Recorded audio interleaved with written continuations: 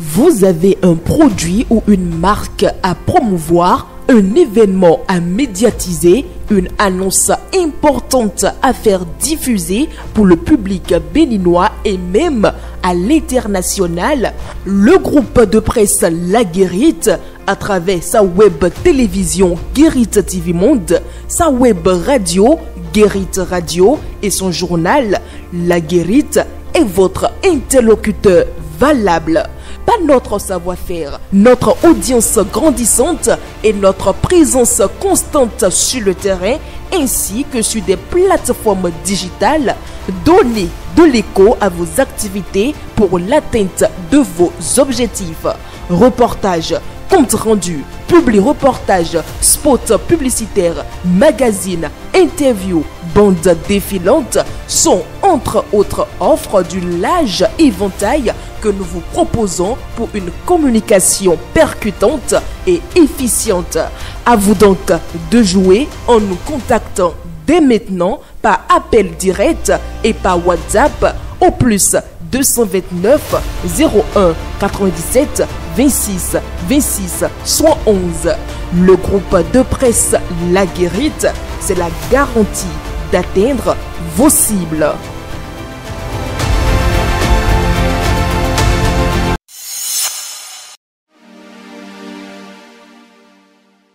Nous sommes mercredi 11 juin 2025. Amis internautes de Guérite TV Monde, bonjour et bienvenue à la présentation de la une de votre journal Matin Libre. En sa manchette, le canard placade contre le divorce du PRD. En quoi le cas UDBN était différent, s'interroge le canard. En son temps, Benoît avait donné raison à Prudencio. Deux arguments s'affrontent depuis que Maître Adrien Humbedi a décidé de reprendre les couleurs du PRD, son ancien parti que d'aucuns croyaient dissous depuis sa fusion avec l'Union progressiste UP pour donner naissance à l'Union progressiste Le Renouveau UPR. Avec des arguments de droit, Maître Adrien Humbedi tente de prouver que le Parti du Renouveau démocratique PRD existe toujours malgré la fusion, ceci du fait que sa dissolution n'a pas été prononcée par un congrès comme le stipulent les tests. Pour ceux qui sont de l'avis contraire,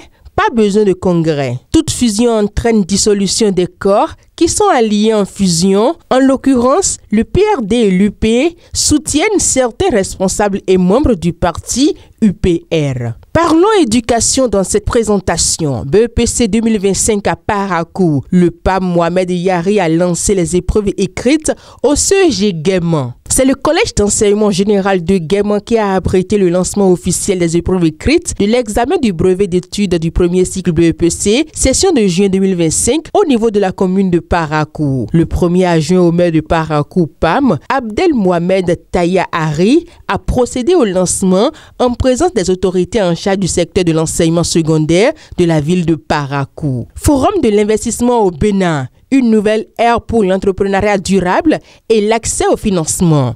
L'information est à lire à la page 6 de votre journal Matin Libre. D'une information à une autre, concours au ministère des Finances.